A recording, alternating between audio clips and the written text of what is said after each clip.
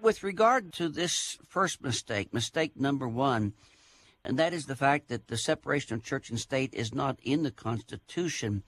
What do you mean by that, and how have many people been mistaken about that down through the years? Well, obviously the words, the separation of church and state, are not in the Constitution. But the idea is, and it's unmistakable. All you have to do is read the Constitution. Look at Article 1, the legislative authority, Congress. Look at Article 2, the executive power of the President. Look at Article 3, the judicial power of the United States and the Supreme Court and lower federal courts. Nowhere in any of those articles do you find anything about the church having a role in the government.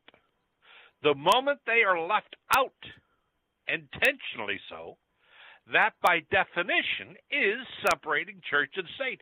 If you were to read the Constitution of Kuwait, for example, this is what it says in Article 2. It says the religion of the state is Islam, and the Islamic Sharia law shall be the main source of legislation.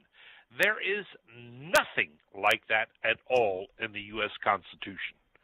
To make it even worse, Article 6 says there will be no religious tests in the federal government.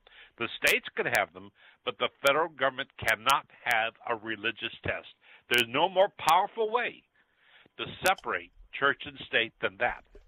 However, what that does not mean, number one, that America is not a Christian nation. It most definitely is a Christian nation. Number two, that the Constitution is godless. It is most definitely not godless. It does acknowledge God.